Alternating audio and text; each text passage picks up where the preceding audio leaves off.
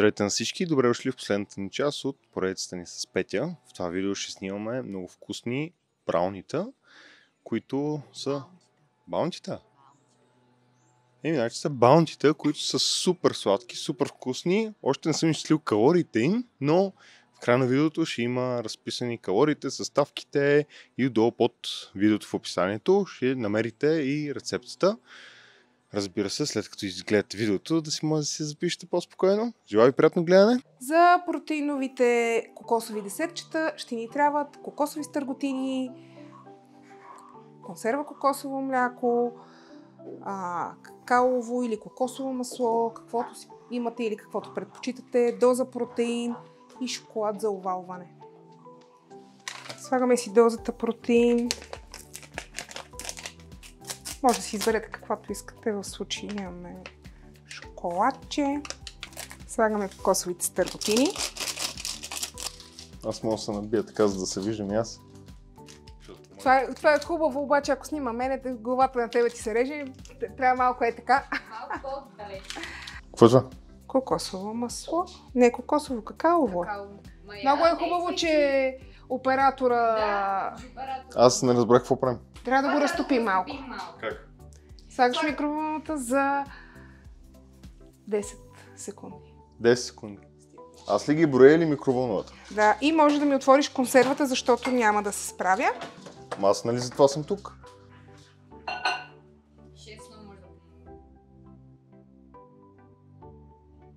Ако я включиш, мисля, че ще се... Тя свети.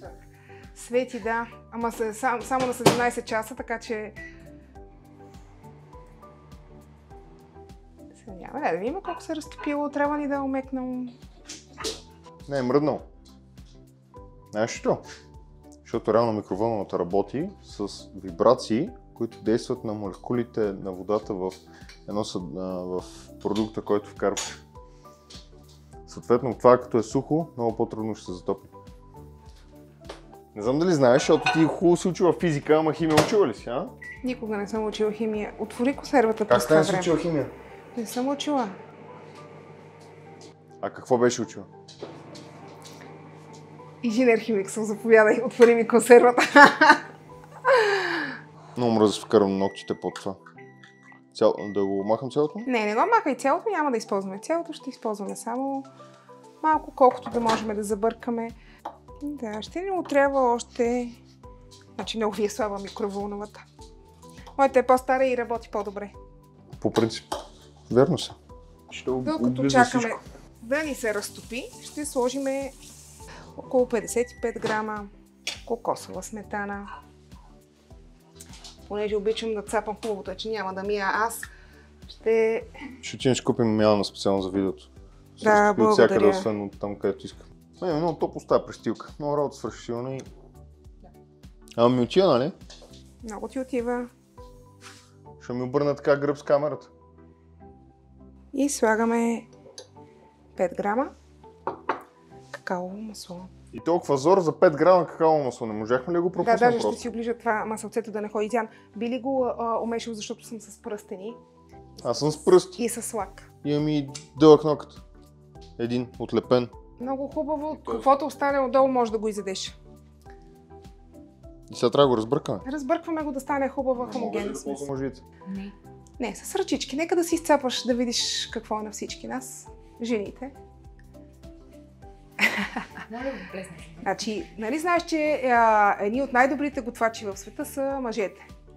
Съответно, аз ви показвам как се прави, а не вие да се правите на интересни. Да, нали, затова имахме инструктаж преди това, какво да правим и какво да казваме. Да. Да, благодаря за което, че го направи. Да викаш това, закусваш, обядваш, вечеряш? Значи това за следобедна закуска, протеиново блокче, което вместо да си го купите от магазина, е доста добър вариант. Знаете какво сте сложили вътре, вие сте си го направили и се наслаждавате. А колко време реално отнема да се направи? Защото ние сега с рязането на видеото няма да разберат хората. Значи, понеже трябва да престои малко в хладилника, за да се стегне, за да може да се оваля след това в шоколад, да отнема между 30 и 40 минути. Защото, честно казано, когато го правя сама, става малко по-бързо. Така. Ето какво стана. Хубаво Сега топче. от това оформяме, оставаш купата, ето така, на плота и си изчистваш хубаво пръщетата едно по едно, ето по този начин. Тук, ако обичаш, това е материал, пари са давани. И умесваш хубаво и го правите на топчета, на блокчета, както ви харесва. Аз не съм си измил ръката при малко ходил в туалет. О, колко хубаво! Значи ще е адски вкусно! И ще има лек солен вкус. Идеално. Така, оформяме ги или на малки топчета, или на малки блокчета. В края на видеото ще ви кажем кое колко калории е. И вие, в зависимост от това какво трябва да приемате, ще прецените дали ще изядете 2 бомбона, 1 бомбон и така нататък. Така, може сега пак да го оформиш. Достатъчно сладко ли е, за да замести? На мене ми е достатъчно сладко, иначе на вас, ако не ви е, все пак ще сложим и шоколад, т.е. с подсладител, за мен е окей. Който не му е сладко, може да сложи малко сироп от агаве. Окей ли е така? Не мога повече. Да оформяме топчета. Ху. Аз бях оформена на топка и вие ми казахте, че не трябва. Ето тук. Слагаме върху хартия за печене. Опитваш се да го разделиш на равни части. Примерно, ако ще направиш... примерно на 4. На 4? На 4 по-големи блокчетата. Примерно ще станат, виж, отдолу събираш всички материали. Да. Сноу, ти съгласен ли си с това, което казва тя, или да си го направи както ние си знаем двамата? Да, като само за теб, мислехме и ние да го опитаме какво сме направили. Но добре. То едно блокче е достатъчно. Ето, какво е това? Това е какаовото масло, което не се е разтопило. Сноу, слез долу. Ето така, с достатъчно топличко ръцете. Ще се разтопи. Окей, дай, как ти? Чеса. Аз за какво съм мръсен вече, като добре ще си държа ръцете вътре? Да, порамачкай го още малко да се разтопи масълцето, разделяш го на 4 и правиме 4 блокчета, които ги слагаме в хладилника малко да се стегнат, след което ще бъдат оварени в шоколад. Добре, разделяш на 4. Така? Да. И оформяш, и преценяваш. Сноски! Едно по едно, ако обичаш, за да на малки блокчета. Това е като кифтета. Почти. С хляб. Да. Направи го на топчета ли ще ги правим? Окей, нека да с топчета. Добре. Може и на лапичка. Ще ползваме сноу. Айде, аз ще направя едно, нека я да се изцапам. Може да използвате бял шоколад, черен шоколад, млечен с някакви ядки от тези, които предлагат. Мисля, че всичко ще е... Аз мисля, че моето изглежда много по-хубаво. Можеш да се измиеш и да оставиш и купичката в мивката. Можеш и да измиеш, ти ще си прецениш. Сега ще му направим едно сърчице. Едно сърчице, защото той е моето ангелче, да ви кажа. Той е човек, който не ме изплаши от спорта и успя да ме задържи в залата и ходех с желание, все още го правя, въпреки че вече не работиме заедно. Защото той е келеш из ката. Той е с аз. Ето едно сърчице. Това е моето сърце за него. Теди ревнува малко, обаче. И това ще отиде в хладилника за известно време. После овалваме в шоколад и да ви е сладко.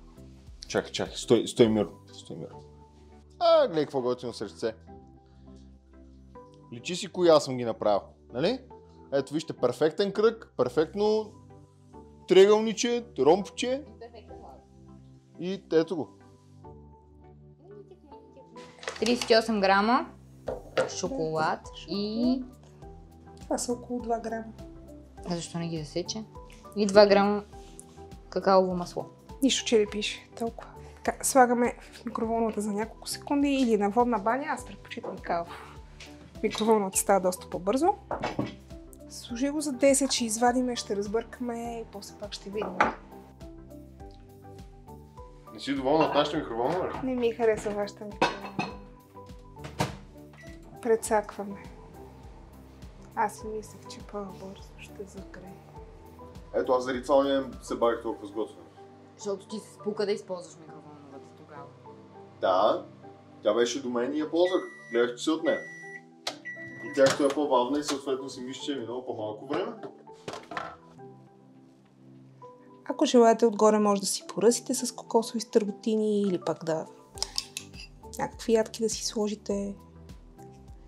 Въпрос вече на избор. Сега ще видим това, което е правилният кръг. Правилният кръг е супер. Да, то не е кръг, а сфера. И след това ги оставяме пак в хладилника? Оставяме в хладилника, за да стегне шоколадчето. И това е доста добър вариант за световна закуска. Така че тук ни остава малко шоколадче и понеже сърцето е заясен, той може да си позволи да си хапва повече, така че на него ще му добавим още шоколадче. Те са 4, ние сме 3. Кой ще изяде четвърто? И ще изядеш 2, разбира се, и за тебе ще има повече шоколад. Така, слагам пак в хладилника, за да стегне. Виж колко готини стават. Да. Вкуснички. Много вкусно, да. Може да убери си го. Чакай, че не си апгрейднал сабскрайба, какво ще си храним? Така ли? Какъв ме сабскрайба в момента? Аз не виждам пръстен, следователно ти си на някакъв такъв първоначален сабскрайб, който получаваш нищо. Целувка по буст и помахване. И понеже не снимахме край на това видео, затова сега се включвам така от нашата почивка. Ще вкарам допълнително аутро за това видео. Благодаря на всички за това, че гледахте видеото. Може да видите долу в описанието подробности за рецепта, съставки, калории, дори ще ги има отстрани в момента около мен, до моят ризавец, разбира се. Извиняваме се, че се забавихме така с видеята. Трябваше тази поредица от 3 клипчета са в рамките на една седмица, просто почивни дни, седмици и месеци станаха. И заради това не можахме да се включим така добре, но за сметка на това очаквайте доста интересни видеа, включително и почивката ни, ще има влогче с това, където сме в момента. Желая на всички хубав ден и до чуване!